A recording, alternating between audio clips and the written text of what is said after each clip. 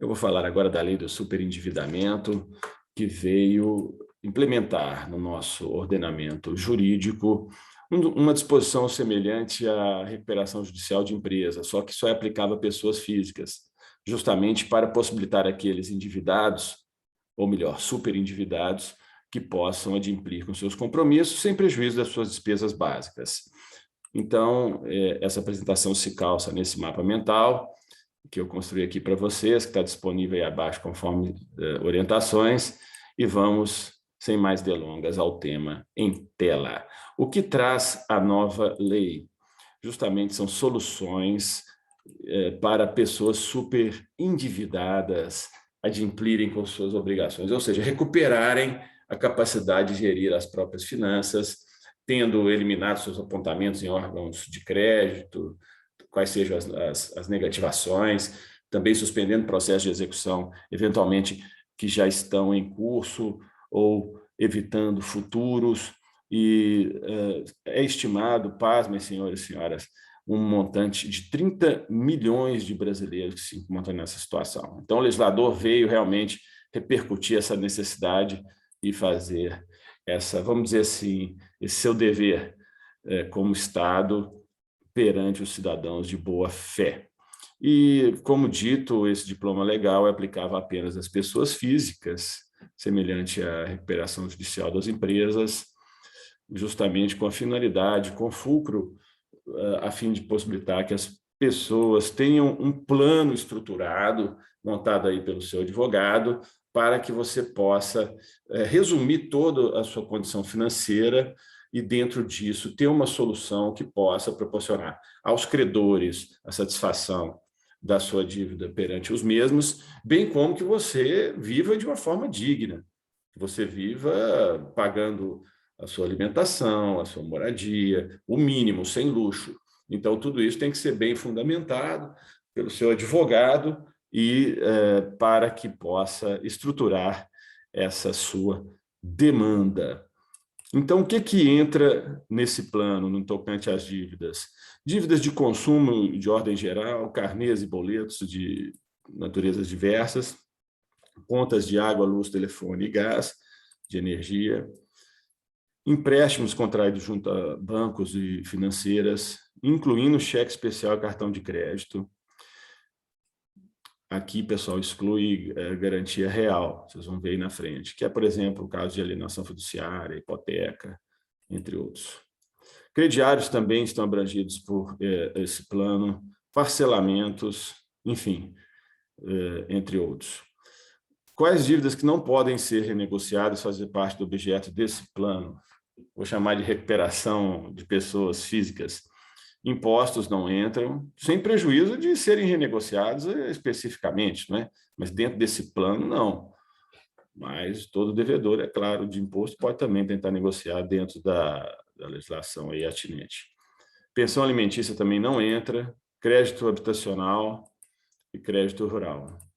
E o legislador fez questão de colocar aqui, combater a, entre aspas, luxúria, não entra produtos e serviços de luxo. Por exemplo, a pessoa está endividada, vai lá e compra uma bolsa de 30 mil reais, um carro de 500 mil reais. Como é que pode alegar que isso aí foi independente da ação dela? Foi falta de responsabilidade de si mesmo. Então, essa dívida não entra aqui para ser renegociada. Então, justamente, essa lei cria mecanismos para conter também o assédio de instituições financeiras na concessão de crédito. Não é incomum, pessoal, a gente ver por aí instituições financeiras de má-fé propondo dívidas ou crédito para pessoas que não têm a menor condição de pagar, não é? As dívidas. Então, a pessoa já está toda endividada, vai conceder mais crédito para essa pessoa, muitas vezes com juros aviltantes, né? Abusando daquela condição, sem prejuízo das instituições de crédito que são totalmente legais e agem licitamente.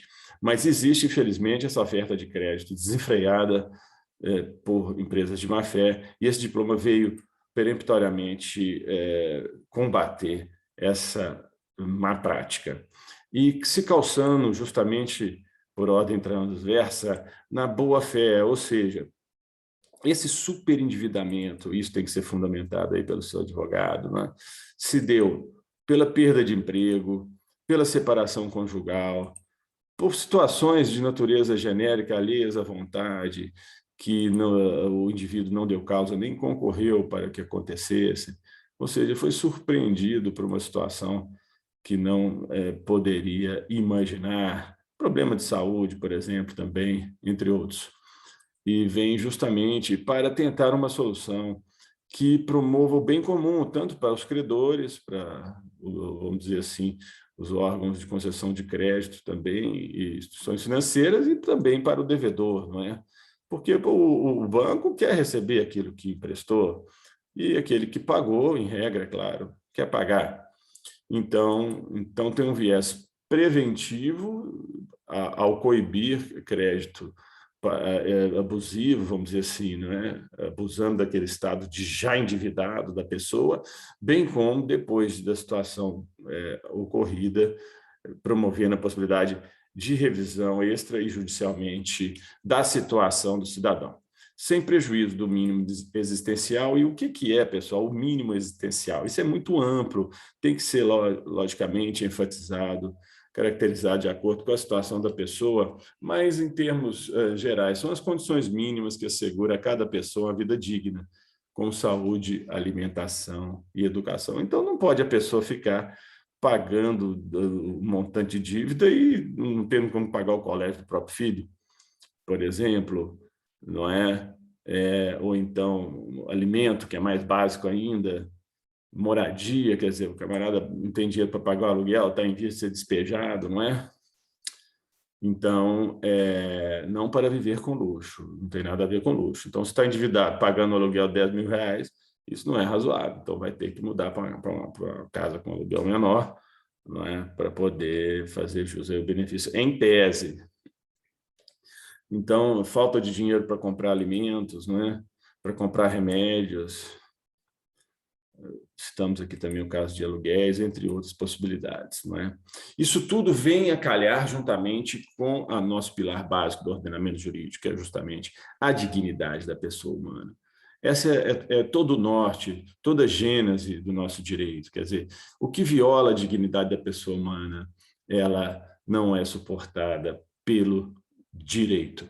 Justamente quando isso vem a ser afetado pelos impactos das dívidas na vida da pessoa, que passa a viver uma vida, entre aspas, indigna, não é? Se sujeitando aí a cobranças, a verdadeira assédio, não é? Por parte de instituições financeiras, realmente necessitávamos desse diploma, que veio alterar o Código de Defesa do Consumidor e também o Estatuto do Idoso. Estatuto do Idoso no tocante a que não é crime negar o empréstimo ao idoso de uma forma fundamentada. Nós vamos ver no detalhe aí na frente, mas apenas para fazer uma pequena resenha inicial. Então, alterou o CDC e o Estatuto do Idoso, inclusive, alterou os princípios dispostos no Código de Defesa do Consumidor, quer dizer, é uma lei de um caráter principiológico e específico, não é? Então, nesse sentido, no tocante aos princípios,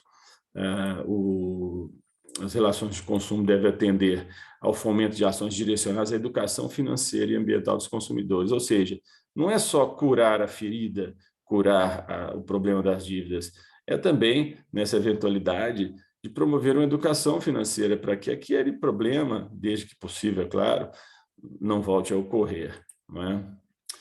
Também no tocante à prevenção e tratamento do superendividado, como forma de evitar a exclusão social do consumidor, não é? A pessoa endividada, ela fica totalmente à mercê ali de uma situação degradante, muitas vezes, perante a família, casamentos são afetados, relações sociais, relações profissionais. Muitas vezes as empresas, talvez não em regra, mas pode acontecer de consultar os bancos de dados e nem falar isso, e negar o emprego para a pessoa que já precisa do emprego para sobreviver. Então, quer dizer, com essa lei, esses apontamentos negativos são eliminados do nome da pessoa.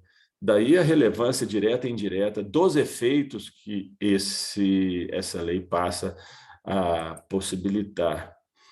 Também alterou os instrumentos da relação de consumo dispostos no artigo 5º do Código de Defesa do Consumidor, instituindo um mecanismo de prevenção e tratamento extrajudicial, ou seja, pode ser tentado extrajudicialmente também, com auxílio do PROCON, Defensoria Pública, Ministério Público, quais sejam todos os órgãos que compõem o Sistema Nacional de Proteção ao Consumidor, e também de forma judicial, não é? Que, particularmente, se não houver outro modo, realmente a forma judicial, de acordo com o que está disposto, vai fazer a diferença na vida das pessoas, e é um caminho bem resoluto, não é? Sem prejuízo das tentativas, claro, se pudesse ser resolvido isso judicialmente, não é? Melhor. Se você puder contar com o auxílio de um advogado, na hipótese, ou a pessoa endividada, se você não, se a pessoa que demandar essa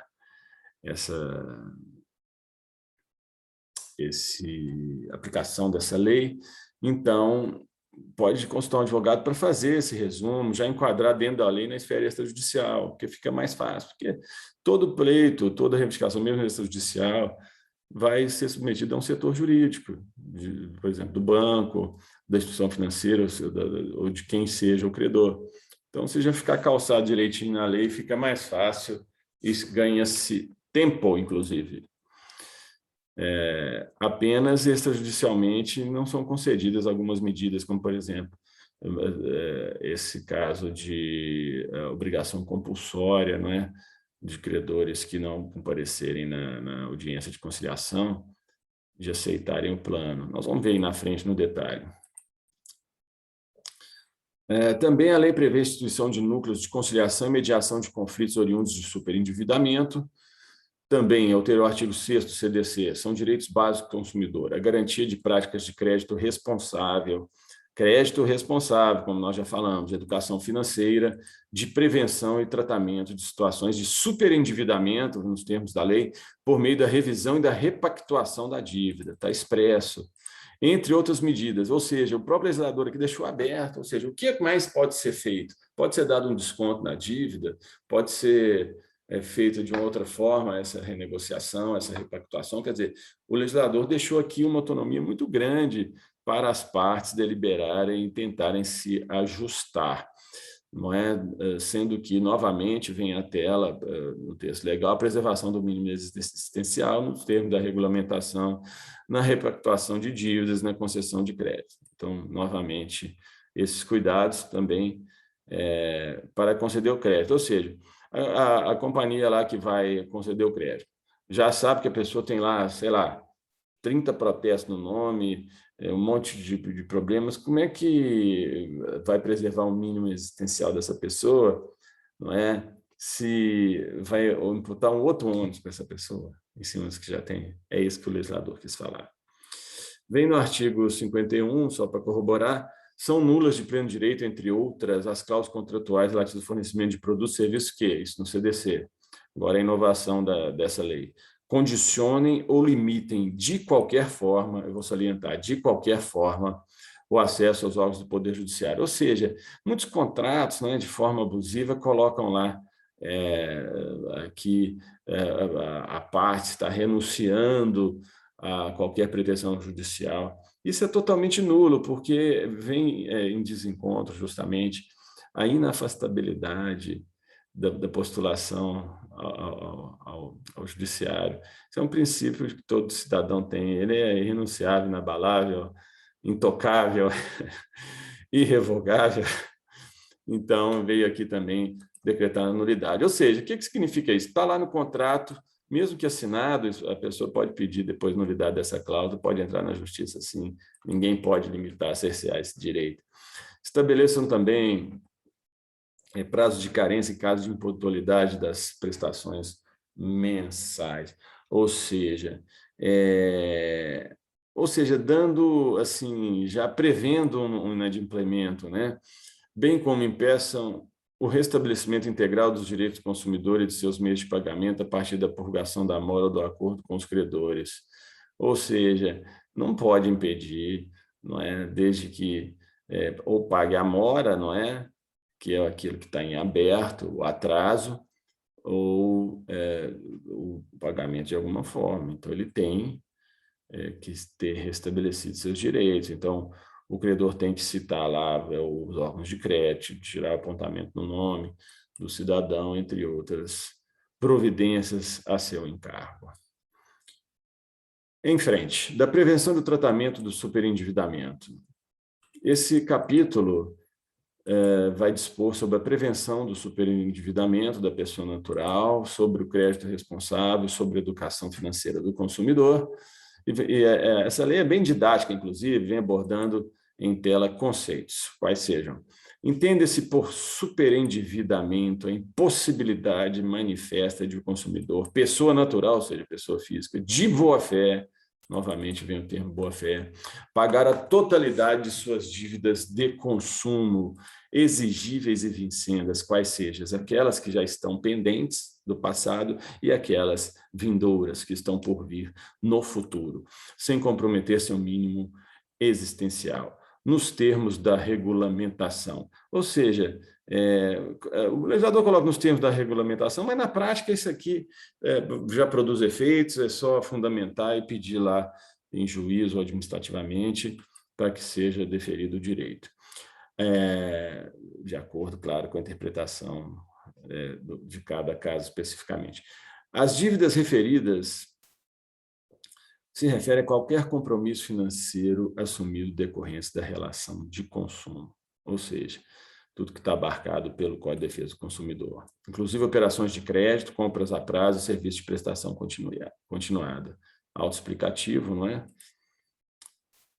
E vem aqui a exceção, disposto nesse capítulo não se aplica ao consumidor cujas dívidas tenham sido contraídas mediante fraude ou má-fé. É claro, se for um negócio fraudulento, com o intuito de fraudar credores, não vai produzir efeito, é nulo e ainda vai responder eventualmente por simulação, por estelionato, e tanto na esfera penal, inclusive, também administrativa, no que for o caso, porque justamente se esses contratos foram celebrados dolosamente, ou seja, com um conluio entre as partes, promovendo uma fraude com o propósito de não realizar o pagamento. Então, isso não se aplica, logicamente, em regra no ordenamento jurídico, toda fraude é nula. Ou decorram da aquisição ou contratação de produtos e serviços de luxo, já falamos, tem uma bolsa aí, a pessoa compra uma bolsa caríssima, e aí alega depois estar super endividada, não é? Não precisa dessa bolsa para viver. Todo respeito àqueles que têm o recurso, que comprar bolsa tem todo direito. Agora, ficar super endividado, depois querer parcelar, renegociar o pagamento da bolsa, pode até negociar a parte, não aqui disposto nessa lei. No fornecimento de crédito na venda a prazo, o fornecedor ou intermediário deverá informar o consumidor prévia adequadamente no momento da oferta sobre o custo efetivo total, descrição dos elementos que a compõem de forma pormenorizada, circunstanciada, a taxa de juros efetiva, a mora e total dos encargos. Veja bem, pessoal, de qualquer natureza. Então, se não tiver lá informado e depois vier cobrar, já é outro pano para a manga aí para ser questionado da abusividade a partir de agora, não é? Previsto no caso de atraso de pagamento. Ninguém pode inovar perante o contrato, não é? E claro, desde que também indisposto, quer dizer, não previsto em lei. Montante das prestações e o prazo de validade da oferta, que deve ser no mínimo de 2 dias. O que é isso, pessoal? Justamente para dar tempo de uma análise sem viés emergencial. Não tem aquele negócio, assina aqui agora, porque é só agora que está valendo essa oferta de crédito. Não, a pessoa tem que ter um tempo, tem que fazer uma análise. Normalmente a pessoa vai conversar lá com o marido ou com a esposa, vai fazer conta, vai fazer lá uma avaliação. E então, por isso, o prazo de 2 dias que tem que ter de validade mínima de uma oferta de crédito. Então, tem que ter o nome e o endereço, inclusive eletrônico do fornecedor, para evitar a falta de identificação, justamente numa eventual necessidade, não é? O direito do consumidor à liquidação antecipada e não onerosa do débito. Ou seja, isso aí já é prática. Qualquer pessoa pode liquidar um financiamento, pedir lá ao seu credor, olha, eu quero pagar à vista, tem que tirar aqueles encargos todos, tem que retroagir para o valor presente, inclusive devolver, na hipótese onde é cabível, o seguro prestamista. Então, muitas vezes, as pessoas pagam os empréstimos e não recebem nada de volta. Onde for cabível, a instituição financeira tem o dever de ressarcir o seguro prestamista, que é aquele seguro que corre com o tempo, ou seja, tem um custo embutido no financiamento, para eventualmente arcar aí com despesas de seguro, inadimplemento, não pagamento. Então, se, por exemplo, um empréstimo de 50 parcelas, a pessoa pagou 30, né, para liquidar, já tinha pago 20, ele tem direito ao ressarcimento, não só, não é, o abatimento dos juros para pagar e demais encargos, conforme expresso aqui na lei, mas também do reembolso do seguro prestamista. É assegurado ao consumidor a liquidação antecipada do débito, como nós acabamos de falar, total ou parcialmente, mediante redução proporcional dos juros e demais acréscimos. Essas informações devem constar de forma clara e resumida no próprio contrato da fatura ou de instrumento apartado, de fácil acesso ao consumidor, ou seja, a transparência, mais uma vez, em tela. Para efeitos desse código, o custo efetivo total da operação de crédito corresponderá a todos os valores cobrados do consumidor. Todos, quer dizer, é absoluto o termo, não é? Sem prejuízo do cálculo padronizado pela autoridade reguladora do sistema financeiro. A oferta de crédito ao consumidor é a oferta de venda a prazo ou a fatura mensal, deve indicar, no mínimo, o custo total efetivo, agente financiador, a soma total a pagar com e sem financiamento, para a pessoa ver. De repente, assim, a instituição financeira oferece apenas 4,5% por mês. Não, uma pessoa inadvertida, só 4,5%. Mas quando coloca lá, ó, você vai pegar 10 mil emprestado, vai pagar 20, é diferente. É isso aqui que o legislador está querendo falar. É proibida toda publicidade enganosa ou abusiva, qualquer modalidade de informação ou comunicação de caráter publicitário inteiro ou parcialmente falso ou por qualquer outro modo. Vocês não veem de vez em quando aí, pessoal? Crédito para negativado, vem não sei o quê. É abusivo, não é? Também informação falsa, não é? Fala uma coisa e depois pratica outra. Mesmo por omissão, ou seja, deixem aberto, não fala, são os contratos fracos, né, com poucas cláusulas. Se realmente a omissão aí já está evidente também, que se não abordou aqueles temas, deixou claro. Faltou, inclusive, a boa-fé objetiva, conforme até disposto no Código Civil, né? A boa-fé objetiva vem do dever de retidão, de honestidade, de lealdade, de ser claro, transparente, e mesmo que não seja por culpa, ou seja, esqueci de colocar a cláusula, não tem nada a ver. Tem o dever de colocar, não é? Dever, respondendo, inclusive, pela omissão, na eventualidade por perdas e danos, inclusive conforme o artigo 402 do Código Civil, que, é claro, o ordenamento jurídico conversa entre si, e por isso que sempre é importante você ter um advogado para te dar essa visão holística, né? Uma lei não pode ser vista assim, naquele inciso, naquele parágrafo, tem todo um envoltório, em cima a Constituição Federal, os diplomas legais conversam entre si, por isso que os operadores do direito e os advogados trabalham nessa especialidade. Então, não pode existir realmente uma propaganda enganosa, capaz de induzir em erro o consumidor a respeito da natureza, características, qualidade, propriedades, origem, preço, qualquer outros dados sobre produto e serviço. Novamente, qualquer outros dados. Quer dizer, então, rol exemplificativo, basta contextualizar. É vedado, expresso ou implicitamente, veja bem, ou implicitamente, quer dizer, aquela coisa que é subliminar, que é camuflada. Então, na oferta de crédito ao consumidor, publicitária ou não, indicar que a operação de crédito poderá ser concluída sem consulta a serviço de proteção de crédito ou sem avaliação da situação financeira. E, novamente, pessoal, está vedado. Quer dizer, não vai consultar o crédito? Como é que alguém pode emprestar o dinheiro para alguém sem saber se aquela pessoa está endividada ou sabendo? Não é? Já está presumindo que a pessoa não vai pagar. Aí abusa lá, de repente, põe os 10% ao mês. Né? A pessoa que está naquela situação está desesperada, pega mas já sabendo que não vai pagar. E quem está emprestando, nos termos da lei, não é, está vedado de praticar essa conduta. Também, ocultar ou dificultar a compreensão sobre ônus e os riscos da contratação de crédito ou venda a prazo. Assediar ou pressionar o consumidor para contratar o fornecimento de produtos, serviços ou crédito, principalmente se tratar de consumidor. Ou seja, aquela questão do assédio, insistindo, não é? Inclusive hoje em WhatsApp, né? Está um verdadeiro inferno. Pessoas entram no WhatsApp da gente, pô, pega lá, manda mensagem, tem que responder de imediato. Não autorizei o ingresso, está violando a minha privacidade sem autorização, né? Está me assediando, não é? Passível de sanções legais, inclusive, não é? A serem avaliadas pelo seu advogado. Ninguém pode, não é? Agora tem esses robôs que ficam ligando, oferecendo produto, telefone, um monte de coisa. Não pode realmente assediar dessa maneira, não é? Está aí a lei, é só aplicar. Então,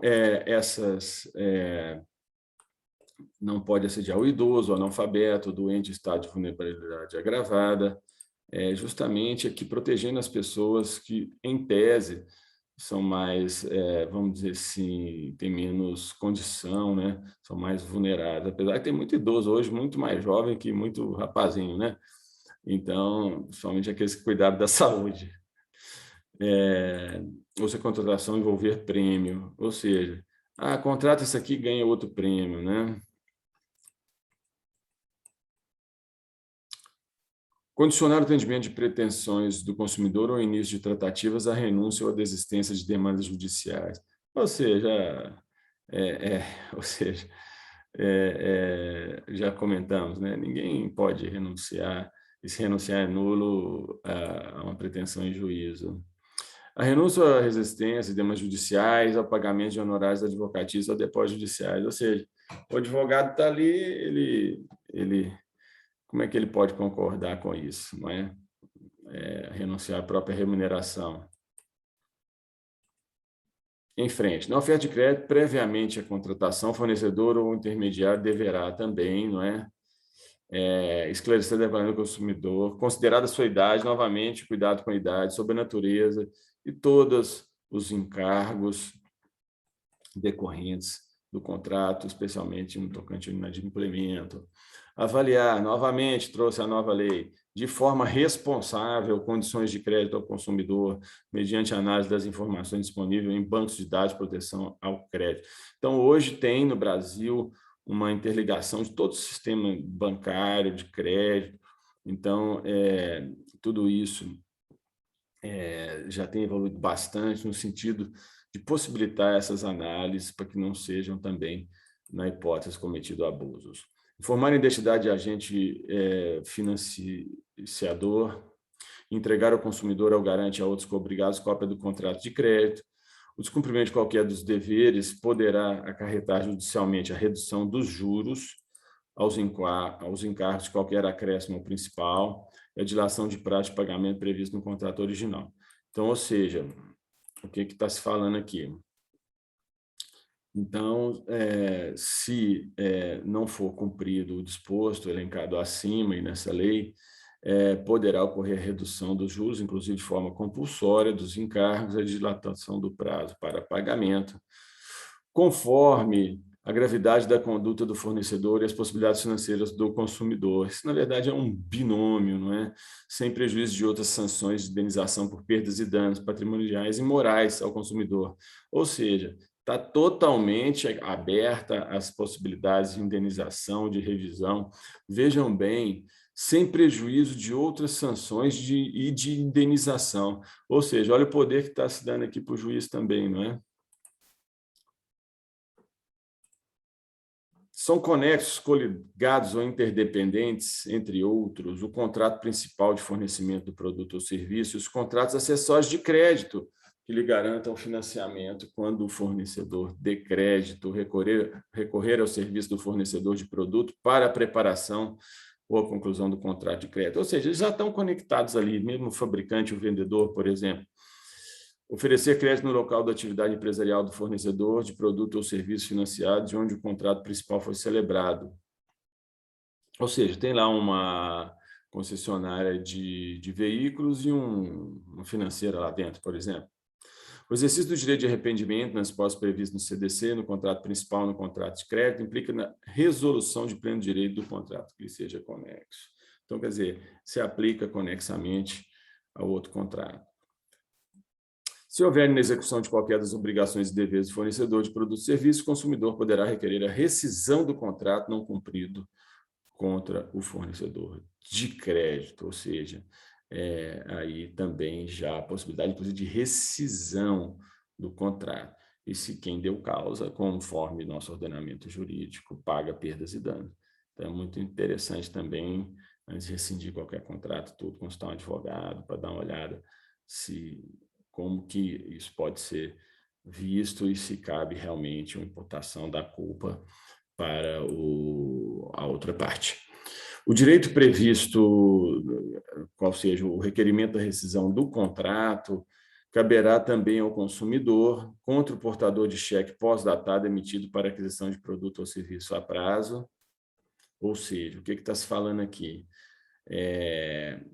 Se esse contrato tem também sua base em cheque pós-datado, não é? Também pode ser exercido o direito previsto no parágrafo 2º, que é justamente o direito para rescisão do contrato pelo inadimplemento de qualquer obrigação por parte do fornecedor, não é? Aí vem conta administrador ou emitente de cartão de crédito ou similar, quando o cartão de crédito ou similar e o produto ou serviço forem fornecidos pelo mesmo fornecedor ou por entidades pertencentes ao mesmo grupo econômico. Então, entra todo mundo aí também como responsável. A invalidade ou a ineficácia do contrato principal implicará de pleno direito ao do contrato de crédito que lhe seja conexo, nos termos do caput. Sem prejuízo, não é, do disposto no 39, e na legislação aplicável à matéria, é vedado ao fornecedor de produto ou serviço que envolva crédito, entre outras condutas. É proibido realizar ou proceder à cobrança ou ao débito em conta de qualquer quantia que houver sido contestada pelo consumidor em compra realizada com cartão de crédito. Ou seja, contestou, tem que registrar, a operadora do cartão não pode cobrar da pessoa enquanto não for adequadamente solucionada a controvérsia. Logicamente, que tem que ser evidenciada a controvérsia, desde que o consumidor haja notificado o administrador do cartão. Então, faz uma notificação extrajudicial, pega o protocolo, belezinha, bonitinho, de acordo com as formalidades legais, consulta aí seu advogado da melhor forma de fazer, com antecedência de pelo menos 10 dias contados da data do vencimento da fatura, vedada a manutenção do valor na fatura seguinte, ou seja, não vale a operadora tirar dessa fatura e já deixar automaticamente na outra. Tem que suspender por prazo determinado até que aquela determinada controvérsia seja devidamente esclarecida. É assegurado ao consumidor o direito de deduzir do total da fatura o valor em disputa e efetuar o pagamento da parte não contestada. Então, pode pagar, e se for menos, se for pagado aquele valor, desde, claro, cumprido aqui toda essa parte ritual, está fundamentado, né? Antes o seu advogado avaliou, notificou, então pode pagar a sua parte em controvérsia, e se o banco vier cobrando a mais, depois vai ter que devolver e vai ter, inclusive, na eventualidade de que arcar com as consequências disso. Podendo o emissor lançar como crédito em confiança o valor idêntico ao da transação contestada que tenha sido cobrada, enquanto não encerrada a apuração da contestação. Também é proibido recusar ou não entregar ao consumidor, ao garante e aos outros obrigados cópia da minuta do contrato principal de consumo do contrato de crédito. Não tem direito a receber o contrato. Se negar, também, isso tem que ser, logicamente, né, pessoal? O ônus da prova cabe a quem alega, a não ser que seja impossível fazê-lo, aí inverte. Mas tem que estar bem seguro disso, consulte seu advogado também, para ver a tramitação melhor para isso aí, tá ok? Impedir ou dificultar, em caso de utilização fraudulenta do cartão de crédito ou similar, que o consumidor peça e obtenha, quanto aplicável, anulação ou imediato bloqueio do pagamento, ou ainda a restituição dos valores indevidamente recebidos. Olha a importância disso aqui. No caso de utilização fraudulenta do cartão de crédito, por exemplo, alguém comprou em nome da pessoa impedir ou dificultar isso, a operadora do cartão, a instituição financeira, anulação ou imediato bloqueio do pagamento. Ele tem a obrigação de bloquear de imediato. O importante é estar bem registrado para nessa eventualidade poder ressarcir em relação aos direitos em tela. Sem prejuízo do dever de informação, esclarecimento do consumidor de entrega da minuta do contrato no empréstimo cuja liquidação seja feita mediante consignação em folha de pagamento. Bom, esse é outro problema, ocorreu muito abuso aí dos aposentados na concessão de crédito deliberado, e então veio aqui o legislador ter atenção justamente nesse aspecto em tela, que a formalização e entrega de cópia do contrato do instrumento de contratação ocorrerão após o fornecedor do crédito obter da fonte pagadora a indicação sobre a existência de margem consignável. Olha só, então criou uma condição sobre uma consulta da fonte pagadora, não é? Daquele que vai conceder o crédito, tem que consultar a fonte pagadora para ver se tem margem consignável, não é? Porque isso, nessa eventualidade, já vai estar de conhecimento da fonte pagadora. Nos contratos de adesão, o fornecedor deve prestar ao consumidor, previamente, além de outras determinadas, outras responsabilidades previstas na legislação, obrigado também a entregar a cópia do contrato. Contrato de adesão, pessoal, é aquele que não tem oportunidade do aderente criticar as cláusulas, é um contrato pronto. Esses contratos já vêm na folha lá, no Xerox, a pessoa só assina. Tá? Então, tem toda uma defesa do consumidor nesse sentido, não é? As cláusulas ambíguas são nulas, se forem prejudiciais, se forem também duvidosas, serão a interpretação favorável ao consumidor. Então, quando vocês assinarem algum contrato assim, nessa natureza, um contrato pré-pronto, que você não discutiu, chegou lá e assinou, não precisa perder totalmente noite de sono, porque se for abusivo, seu advogado vai derrubar isso aí, tá certo? Então não vale o que está escrito? Não, não vale, é nulo. Tudo que dispõe contra a lei é nulo. Pode estar escrito, pode estar assinado, mas nada pode sobrepor a lei, especialmente no caso desse tipo de abuso. Vamos falar agora da audiência de conciliação no superendividamento.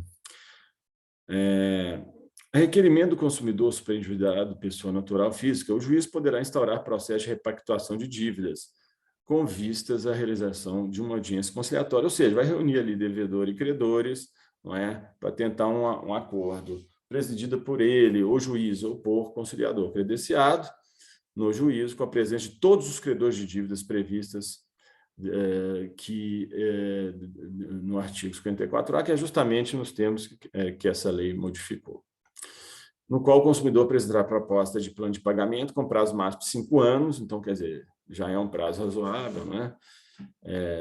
Para poder dar um fôlego, preservar o mínimo existencial, conforme já tratamos, nos termos da regulamentação, e as garantias e as formas de pagamento originalmente pactuadas. Então, aqui, de forma genérica, se tem uma garantia, vai manter, e as formas de pagamento, né? Mas as formas também, a critério das partes, pode mudar se quiser. Exclui-se do processo de repactuação de dívidas, ainda que decorrentes de relações de consumo, oriundos de contratos celebrados dolosamente sem propósito de realizar pagamento. Ou seja, simulam a dívida para eventualmente fraudar os outros credores. É claro que isso aí vai, certamente, se isso acontecer, provavelmente vai até abortar esse processo, porque essa pessoa fica totalmente sem credibilidade, sem prejuízo de uma outra interpretação do caso concreto. As dívidas provenientes de contratos de crédito com garantia real, por exemplo, não entra nesse bolo de alienação fiduciária de bens móveis ou imóveis, no caso de automóveis também, de financiamentos imobiliários de crédito rural. O não comparecimento injustificado de qualquer credor ou de seu procurador com poderes especiais e plenos para transigir, ou seja, até a procuração para o advogado tem que ser uma procuração mais ampla, dando poderes para o advogado negociar em nome da parte. A audiência de conciliação, se não comparecer, nem a parte, nem o advogado, acarretará a suspensão da exigibilidade do débito. Ou seja, não foi lá o representante do banco, suspendeu, poderá acarretar, não é? Ou melhor, acarretará a suspensão da exigibilidade do crédito e a interrupção dos encargos de mora, ou seja, não pode cobrar mais juros, exemplo de outros encargos de mora, a partir daquela data, bem como a sujeição compulsória, ou seja, obrigatória, determinada pelo juiz, é claro, ao plano de pagamento da dívida, se o montante devido ao credor ausente for certo e conhecido pelo consumidor. Então, se for declarado lá no plano de recuperação do superendividamento, deve 5 mil lá para o banco tal. Aí o banco foi citado, não compareceu à audiência, e foi feito um plano, esse aí ficou para o final, não vai poder cobrar juros e vai ser pago só no final. Justamente nessa senda, devendo pagamento a esse credor ser estipulado para ocorrer apenas após o pagamento dos credores presentes à audiência conciliatória. Então, ou seja, em tese, aí, 5 anos após, né? Se foi esse o prazo do caso concreto.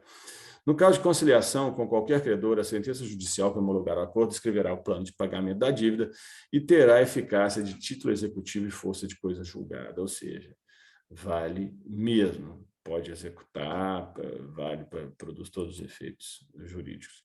Constarão do plano de pagamento justamente medidas de dilação de prazo de pagamento e de redução dos encargos da dívida ou da remuneração do fornecedor.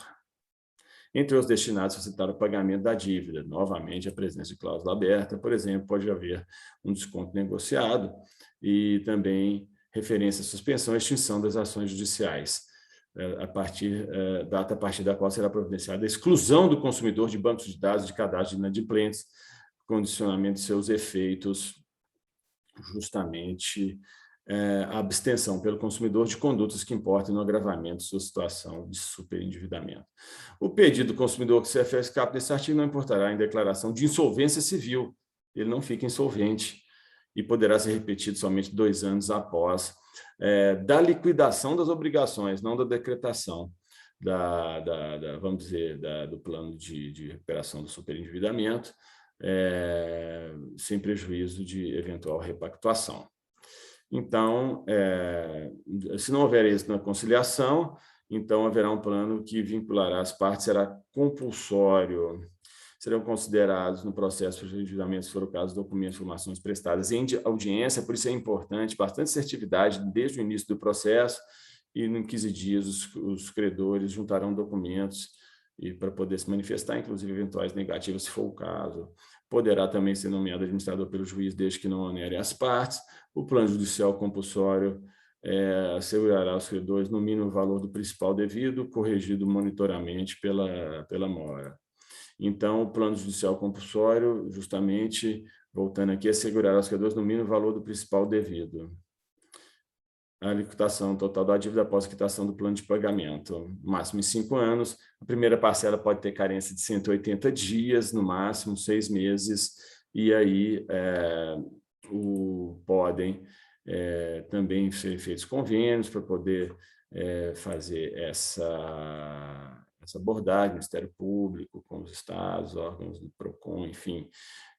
No caso de conciliação administrativa, pode promover, inclusive, ação global com várias pessoas, para poder ajudar assim, uma coletividade, né, que não tem como ter um advogado, e o acordo firmado perante os órgãos públicos, em caso de superendividamento do consumidor, incluirá justamente a data a partir da qual será providenciada a exclusão do consumidor ou consumidores de banco de dados de inadimplentes, bem como o condicionamento de seus efeitos de abstenção pelo consumidor de condutas que importem no agravamento de sua situação. Ou seja, tem um ônus também para aquele que, em tese, está sendo beneficiado pelo plano de não contrair novas dívidas, nem se poder também comprometer mais de uma forma irrazoada. Então, alterou esse diploma, o Estatuto do Idoso também, que vem justamente alterar o artigo 96 do Estatuto do Idoso, discriminar a pessoa idosa, impedindo ou dificultando seu acesso a operações bancárias, aos meios de transporte, ao direito de contratar ou por qualquer outro meio, instrumento necessário de cidadania. Ou seja,